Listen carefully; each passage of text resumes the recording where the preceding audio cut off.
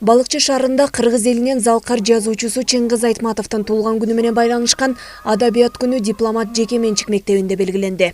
Элибизден суурулуп чыгып, кайталангыс таланты менен кыргызды дүйнөгө тааныткан жазуучунун чыгармаларын окуучуларга жеткирүү башкы максат.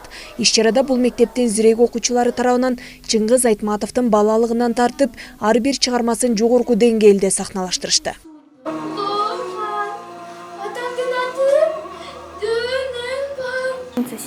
Класса у школы дипломат.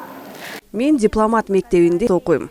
Биз бүгүн Чыңгыз Айтматовдун чыгармаларын сахналаштырып, чагылдырып, улуттук адабият күнүн белгиледик.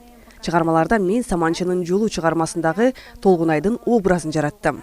Окуучулар баарыбыз аракетибизди жумшап, жакшы даярдык көрдүк. Алып жазуучунун ар бир чыгармасында тарбиялык маани терең камтылып, турмуштан алынган. Чыгармаларын окуган окуучулар таасирленип, келечек турмуштан сабак алууга өбөлгө болот. Чыңгыз Айтматов кыргыз элинин залкар жазуучусу. Анын жазган чыгармалары көп тилдерге которулган. Ошону менен бирге көптөгөн чыгармаларына совет мезгилинде кино тасмалары тартылган. Мен дагы чыгармаларына абдан кызыгып жатам. Келечекте бардык чыгармаларын окуп таанышам деген жакшы үмүтүм бар. Чыңгыз Айтматовдун чыгармаларындагы эпизоддорду аткарышып, ошолдогу каармандардын ар биринин образдарын мүмкүн болушунча мындай жеткилең көрсөтүүгө аракет кылышты. Алар ошол эле мындай образдагы идеяларга өздөрү дагы мындай колдон келишинче ар кандай ракурстан, ар кандай бир мындай өңүттөн өздөрү караганга дагы мындай изденүүлөр бар экенин байкадым да. Балдарды ушундай көркөм эстетикалык мындай тарбиялоо көркөм чыгармага көбүрөөк ынак кылуу биздин балдарыбызды мындайча айтканда жанагындай технологиянын кулу болуп калбастан алар ушу мындай жалпы адамзаттык касиеттерге тарбиялаганга жакшы мүмкүнчүлүк берет деп ойлойм. Жеке мектеп тажрыйбалуу мугалимдер менен толукталып, Айтматов дүйнөсүн балдарга жеткирүүнүн аракетинде.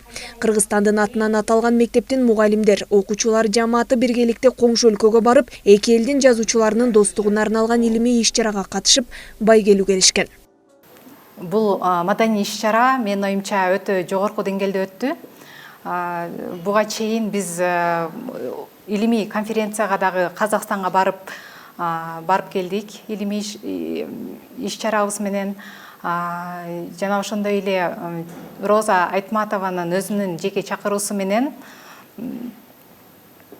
Бишкектеги Чыңгыз Айтматовдун музейине барып келдик, Ата бейитке барып келдик. Мен оюмча биздин балдар ушул темп менен буйруса жакшы келечекте чоң инсандар чыгат деген үмүттөмүн.